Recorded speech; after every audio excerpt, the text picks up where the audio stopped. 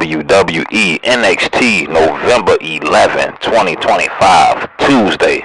Let's just get right into it. They kicked the show off with young Tatum Paxley, the women's NXT champion. Her and Nicole came out to the ring, and the Cullen was pretty much letting her know, especially Izzy Dame, that she can't be giving out title shots no more. No more spinning the wheel, no more giving out title shots because you think somebody deserves it or you want to be a defending champion. She was pretty much letting her know that's coming to an end. If anybody want to get to that belt, they got to get through her, they got to get through the Cullen. That's what Izzy Dane was talking about. In the middle of that, though, Fatal Influence came out, and JC Jane got right in Tatum Paxley face and Izzy face and let her know that she want a title shot. She deserved a rematch, and Tatum Paxley decided to give it to her one last time. She said she gonna defend the title like out the blue like this. Cullen and Izzy Dane agreed to it, so we're gonna have JC Jane versus Tatum Paxley at Gold Rush NXT coming up. Who you got winning that match, man? Easily, I got Tatum Paxley winning. I don't know, man. I got JC Jane winning this. Fatal Influence, you already know. They finna get that gold back. All of them, Fallon Henley is finna probably be you will see. After that, though, they had Vanity Project in the back, and they was in the back talking to Ava, chilling, setting up some stuff in the future. And then Ethan Page and Chelsea Green walked up in there. Man, what's going on with Ethan Page and Chelsea Green right now? They are the AAA Mixed Tag Team Champions. Just like that, man. They making history out here. Two Canadians too. You already know what it is. But after that, though, they had like a John Cena thing. They were showing how he got into wrestling and all that. John Cena. This is his last year, his last PLE coming up, and Saturday night main event. Make sure y'all stay tuned for that. Then after that, they got right into it. They had Jasper Troy versus El Grande for the Speed Championship title. And let's just get right into it, man. It was a really good match. You already know it's only 5 minutes. How many? Is it 5 minutes or 3 minutes? It's 5 minutes since it's a championship match. Yeah, 5 minutes since it's the championship match. And, man, it was a really good match. I'm more of a fan of El Grande, but the El Grande that, everybody said was Chad Gable. This Ludwig Kaiser El Grande, I'm not a huge fan of him. He had the El Americanos out there kind of like disrupting a few things a little bit.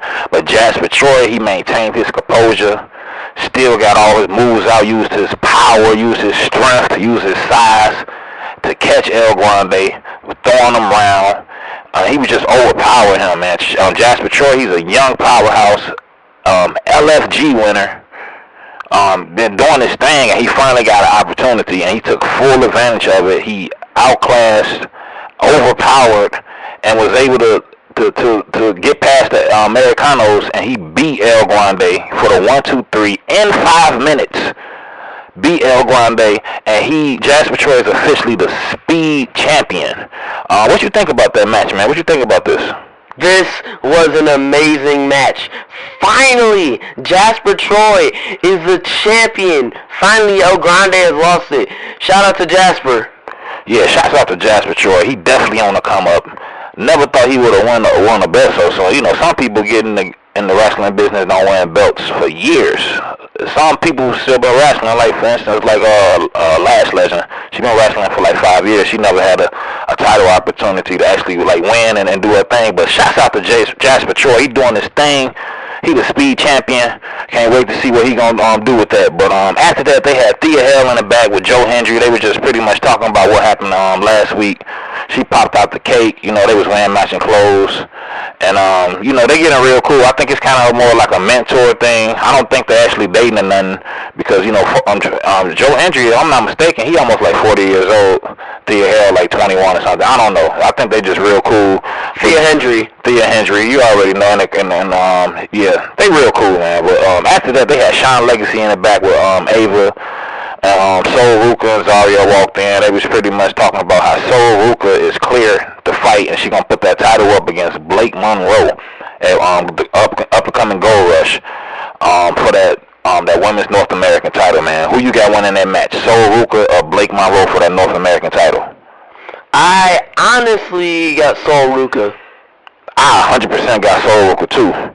And yeah, I'm just gonna go with Soruka, but I don't know. I honestly think that Zarya might turn her back and betray Soruka in this matchup.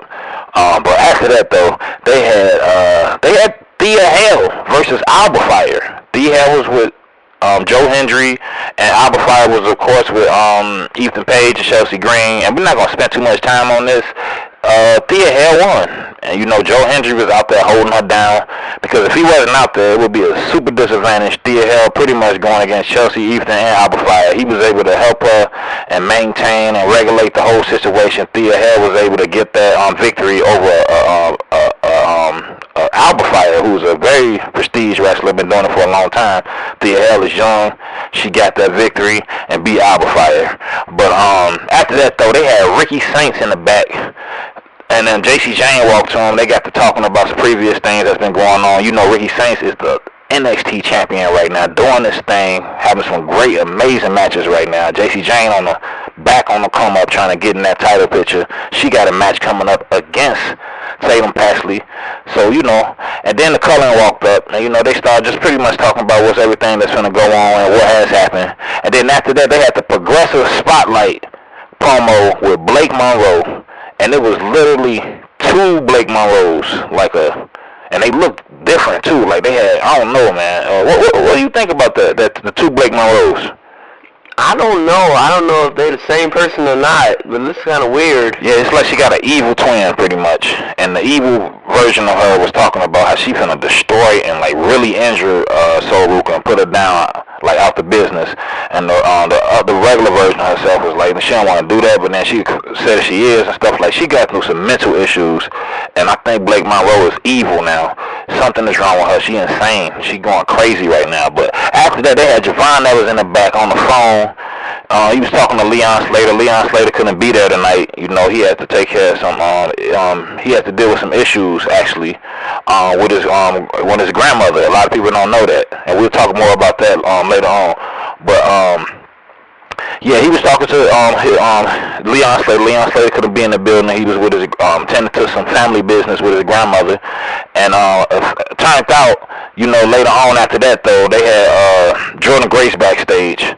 She was cutting a promo in the interview talking about how she finna beat Kalani ass and get that TNA title back for sure. And then after that, they go back into Javon Evans. He in the ring, and he talking to Leon Slater on the big screen because Leon Slater couldn't be there. And he pretty much talking about this up-and-coming title match they got against Dark State for the titles. Leon Slater, Javon Evans finna go against, who the two guys in Dark State with the titles? Deon Lennox and Osiris Griffin. Yeah, both of them. They finna go against each other in one of these gold rushes for them tag team titles, man. Who you got winning that tag title match? Dark State. I 100% disagree with you on that. I got Javon and Leon Slater, man. They crazy, but in the midst of all of that, what Javon was talking about, out of nowhere, Dark State came out and surrounded him. And then, you know, they was finna beat him down. And then out of nowhere, Leon Slater came out. Javon Evans, he was like, this has been a setup. He was not gone out the city. He was actually in the building that night. He came out, and it pretty much became a 4 versus 2. But them young OGs, they managed to stand tall and beat all their ass, really. And, you know, they stood tall at the end with that. But after that, they had Trick Williams in the back talking to Kalani. You know, out of nowhere, man. She was pretty much bigging him up on how when he was the TNA champion, she liked how he conducted himself, and she said she gonna be a champion like that and hold it down for the NXT and the TNA brand. And she was just giving him big respect, and he was giving her big respect back. You know, nothing crazy or nothing. He just two wrestlers trying to do their thing, you know, on top of their game too. Shouts out to Kalani and shouts out to Trick. Can we get a special interaction between Lash Legend and Carmelo Hayes? Yeah, oh my God, that'd be crazy. Imagine, because you already know, if y'all don't know, Trick Williams, you know, he's dating Lash Legend, and Kalani is dating Carmelo Hayes. So, and now Lash Legend's on SmackDown with Carmelo Hayes. So that's gonna be interesting to see how that go. After that though, they had John Cena and more classic moments of him when he first got in the business, and he first called out Kurt Angle, was waiting for somebody. Kurt Angle and John Cena came out, and that whole ruthless aggression era, classic John Cena moments and stuff.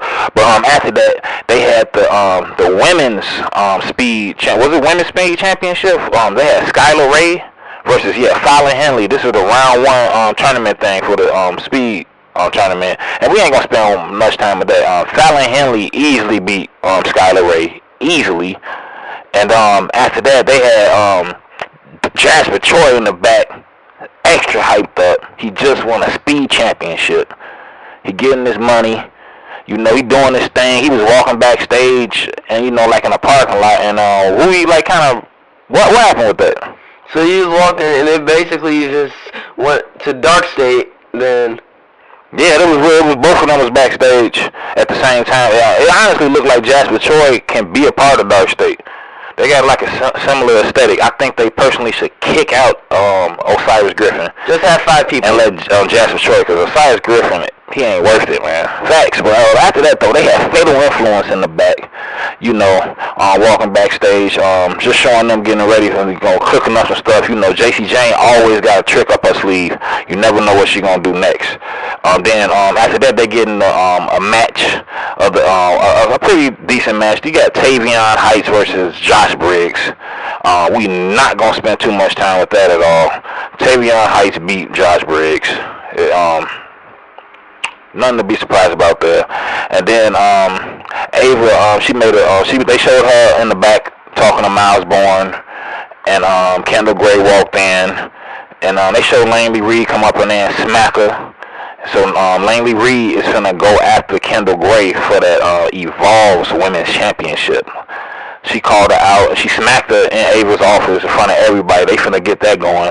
Who do you got winning that match for the Evolve Championship? Kendall Gray or Langley? Langley! I think I'm with you on that, man. This is what I want to happen. I want JC Jane to beat Tatum Paxley, get that NXT Championship. Right. I want Fallon Henley to beat Zarya, and get that Speed Championship. Sure. And I gotta have Langley Reed beat Kendall Gray, man, and get the Evolve. So the whole Fatal Influence can have 3 titles. You know how crazy that'd be if the whole Fatal Influence had 3 titles? Yeah, that would be crazy if Fatal Influence had 3 titles. Yeah, so that's what I want. But after that, man, we're gonna get into the final match of the night, man. The main event of the night for the NXT Men's Championship, NXT Championship. We had Trick Williams versus who? Ricky Saints. And a last man standing match for the title, man. How often we get matches like this just out the blue on TV? This could have been like a pay-per-view type match, man. And let me tell you, let's just get right into it, man. This is a really great match, man. Really great match. And I got a new respect for kendo sticks. I used to hate kendo sticks, but the way they was using these kendo sticks in this match, man, Ricky Saints was beating the hell out of Trick Williams with the kendo sticks.